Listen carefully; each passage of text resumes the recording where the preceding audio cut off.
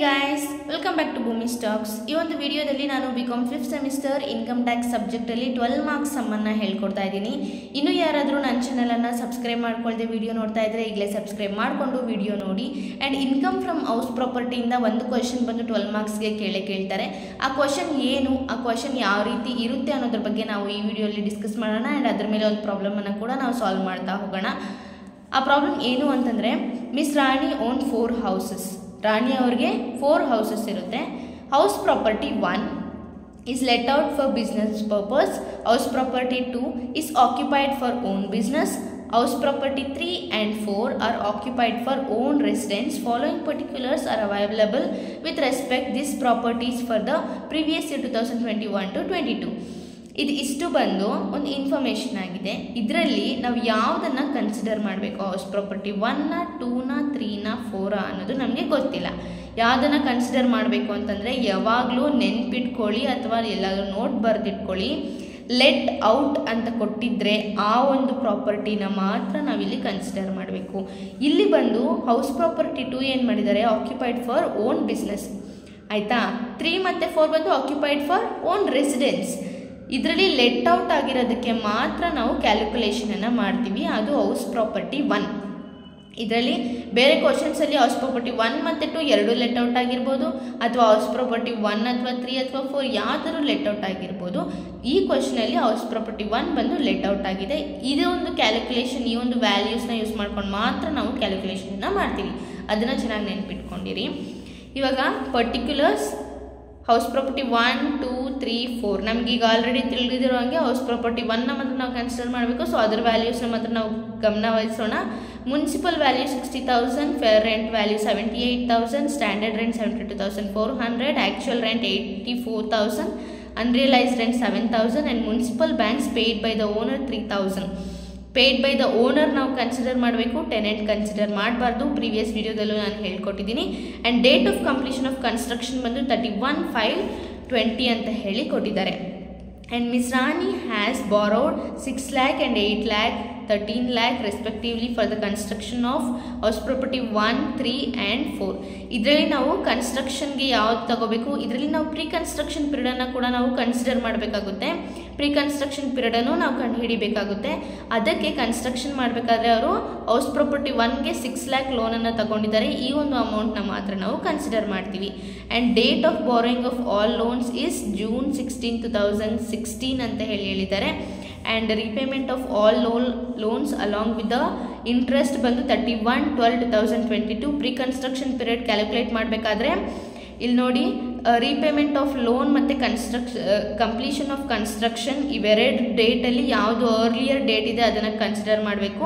ಇಲ್ಲಿ ನೋಡೋದಾದರೆ ರೀಪೇಮೆಂಟ್ ಬಂದು 31/12/2022ಗೆ ಆಗಿದೆ, ಕನ್ಸ್ಟ್ರಕ್ಷನ್ ಬಂದು 31/5/2020ಗೆ ಆಗಿದೆ. ಸೊ ನಾವು ಅರ್ಲಿಯರ್ ಡೇಟನ್ನು ಕನ್ಸಿಡರ್ ಮಾಡಬೇಕು. ಅರ್ಲಿಯರ್ ಡೇಟ್ ಬಂದು 31/5/20.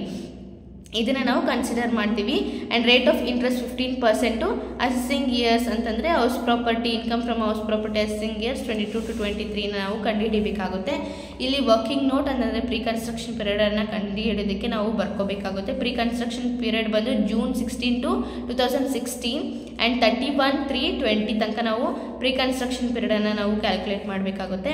ಪ್ರೀ ಕನ್ಸ್ಟ್ರಕ್ಷನ್ ಪೀರಿಯಡಲ್ಲಿ 16ಇಂದ ನಾವು ಸ್ಟಾರ್ಟ್ ಮಾಡ್ಕೋತೀವಿ. ಅಂತಂದರೆ 16/6/2016 ಇಂದ 31/3/17ಗೆ 9.5 ಮಂತ್ಸ್ ಇರುತ್ತೆ. 9.5 ಡಿವೈಡೆಡ್ ಬೈ 12, 6 lakh ಬಂದು ಅವರು ಬಾರೋ ಮಾಡ್ಕೊಂಡಿದ್ದಾರೆ ಲೋನು. ಆ 6 lakh ಆ್ಯಂಡ್ ಇಂಟ್ರೆಸ್ಟ್ ಬಂದು 15% ಇರುತ್ತೆ. ನೆಕ್ಸ್ಟ್ 1/4/17 to 18 ಬಂದು 6 lakh into 15 into 12 divided by 12 ಮಾಡ್ತೀವಿ. ಇಲ್ಲಿ 12 ಇರುತ್ತೆ ಅಂತಂದರೆ ಇಲ್ಲಿ 6 to 3 ಡೇಟ್ಸ್ನ ಹೆಂಗೆ ಕನ್ಸಿಡರ್ ಮಾಡಬೇಕಂದ್ರೆ, ಇಲ್ಲಿ 16 ಅಂತ ಕೊಟ್ಟಿದ್ದಾರೆ. June 16ಇಂದ ನೆಕ್ಸ್ಟ್ ಮಾರ್ಚ್ ತನಕ ನಮಗೆ ಎಷ್ಟು 9.5 ಮಂತ್ಸ್ ಬರುತ್ತೆ. ನೆಟ್ಗೆ ಲೆಕ್ಕ ಹಾಕ್ಕೋಬೇಕು ನಾವು ಇಲ್ಲಿ. ನೆಟ್ಗೆ ಅಂತಂದರೆ ಇಲ್ಲಿ ನೋಡಿ 16, ಈ ಒಂದು June 16 ಬಂದು ಒಂದು ಮಂತ್ ಅರ್ಧ ಆದಮೇಲೆಯಿಂದ ಸ್ಟಾರ್ಟ್ ಆಗುತ್ತೆ. ಅದರಿಂದ ನಮಗೆ 9.5 ಬರುತ್ತೆ. If in case first June 2016 ಹಾಕಿದ್ದಿದ್ರೆ ನಾವು ಇಲ್ಲಿ 10 ಮಂತ್ಸ್ ಬರ್ಕೋತಾ ಇದ್ವಿ. ಈಗ 16 ಆಗಿರೋದ್ರಿಂದ ನಾವಿಲ್ಲಿ ಅರ್ಧ ತಿಂಗಳು ಕಳೆದಿದೆ, 0.5 ಅನ್ನು ನಾವು ಇನ್ಕ್ಲೂಡ್ ಮಾಡ್ಕೋತೀವಿ. 9.5 ಅನ್ನು ಇನ್ಕ್ಲೂಡ್ ಮಾಡ್ಕೋತೀವಿ. ಆ್ಯಂಡ್ ನೆಕ್ಸ್ಟ್ ಬಂದು as usual 6 lakh into 15 into 12 divided by 12. And ಈ ಒಂದು ವಿಡಿಯೋನ ನೋಡೋಕ್ಕೂ ಮುಂಚೆ ನಾನು ಪ್ರೀ ಕನ್ಸ್ಟ್ರಕ್ಷನ್ ಪೀರಿಯಡನ್ನು ಹೆಂಗೆ ಕ್ಯಾಲ್ಕುಲೇಟ್ ಮಾಡೋದು ಅಂತ ಹೇಳ್ಕೊಟ್ಟಿದ್ದೀನಿ. ಆ ಒಂದು ವಿಡಿಯೋ ಲಿಂಕನ್ನು ಡಿಸ್ಕ್ರಿಪ್ಷನಲ್ಲಿ ಕೊಡ್ತೀನಿ, ಖಂಡಿತ ಹೋಗಿ ಆ ವಿಡಿಯೋವನ್ನು ನೀವು ನೋಡಿ, ನಿಮಗೆ ಆವಾಗ ಈ ಒಂದು ಪ್ರಾಬ್ಲಮ್ ಬಂದು ಚೆನ್ನಾಗಿ ಅರ್ಥ ಆಗುತ್ತೆ. ನೆಕ್ಸ್ಟ್ 1/4/2018, 31/3/19ಗೆ ಸೇಮ್ ವ್ಯಾಲ್ಯೂಸೇ ಬರ್ತಾ ಹೋಗುತ್ತೆ. ಟಿಲ್ 20 ಗಂಟೆ ನಾವು ಇದನ್ನು ಕ್ಯಾಲ್ಕುಲೇಟ್ ಮಾಡಬೇಕು.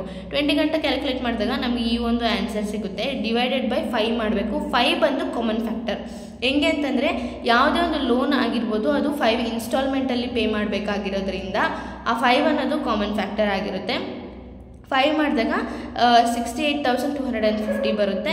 68,250ಗೆ ಈ ಒಂದು 90,000 ನಾವು ಆ್ಯಡ್ ಮಾಡ್ಕೋತೀವಿ. ಪ್ರೀವಿಯಸ್ ಇಯರಲ್ಲಿ ಇರುವಂತಹ 90,000 ಆ್ಯಡ್ ಮಾಡಿಕೊಂಡಾಗ 1,58,250 ಬಂದು ಆನ್ಸರ್ ಬರುತ್ತೆ. ಇದಿಷ್ಟು ಆನ್ಸರ್ ಬಂದಿದ್ದಾದಮೇಲೆ ಇವಾಗ calculation of income from house property 1ನ ನಾವು ಕ್ಯಾಲ್ಕುಲೇಟ್ ಮಾಡ್ತೀವಿ. ಪರ್ಟಿಕ್ಯುಲರ್ಸ್ ಆ್ಯಂಡ್ ಹೌಸ್ ಪ್ರಾಪರ್ಟಿ 1, ಬರೀ ಹೌಸ್ ಪ್ರಾಪರ್ಟಿ 1ಅನ್ನು ನಾವು ಕ್ಯಾಲ್ಕುಲೇಟ್ ಮಾಡಬೇಕು, ಯಾಕಂದರೆ ಅದೊಂದೇ ಬಂದು ಲೆಟ್ ಔಟ್ ಅಂತ ಹೇಳಿ ನಮಗೆ ಕ್ವಶನಲ್ಲಿ ಹೇಳಿರೋದು. FRV ನಾವಿಲ್ಲಿ ನೋಡೋದಾದರೆ FRV ಬಂದು 78,000 ಇದೆ. ಆ್ಯಂಡ್ ಮುನ್ಸಿಪಲ್ ವ್ಯಾಲ್ಯೂ ಬಂದು 60,000 ಇದೆ. ಇವೆರಡರಲ್ಲಿ ಯಾವ್ದು ಜಾಸ್ತಿನೋ ಅದು ನೋಷನಲ್ ರೆಂಟ್ ಆಗುತ್ತೆ.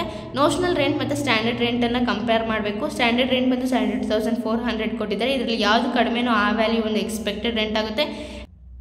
ನೆಕ್ಸ್ಟ್ ಇಲ್ಲಿ ARV ವ್ಯಾಲ್ಯೂ ಬಂದು ನಮಗೆ ಕ್ವಶನಲ್ಲಿ ಕೊಟ್ಟಿಲ್ಲ, ಇದನ್ನು ನಾವು ಕಂಡು ಹಿಡ್ಕೋಬೇಕು. ಯಾವ ರೀತಿ ಕಂಡು ಹಿಡ್ಕೋಬೇಕು ಅಂತಂದರೆ ನಮಗೆ ಕ್ವಶನಲ್ಲಿ ಇನ್ನೊಂದು ವ್ಯಾಲ್ಯೂ ಕೊಟ್ಟಿದ್ದಾರೆ, ಅನ್ರಿಯಲೈಸ್ಡ್ ರೆಂಟ್ ಅಂದ್ಬಿಟ್ಟು. Annual rent minus unrealised rent ಮಾಡಿದಾಗ ನಮಗೆ 77,000 ಸಿಗುತ್ತೆ. ಆ್ಯನ್ಯುವಲ್ ರೆಂಟ್ ಬಂದು ಕ್ವಶನಲ್ಲಿ 84,000 ಕೊಟ್ಟಿದ್ದಾರೆ, ಅನ್ರಿಯಲೈಸ್ ರೆಂಟ್ ಬಂದು 7,000 ಕೊಟ್ಟಿದ್ದಾರೆ. ಇವೆರಡನ್ನು ಮೈನಸ್ ಮಾಡಿದಾಗ ನಮಗೆ 77,000 ಸಿಗುತ್ತೆ.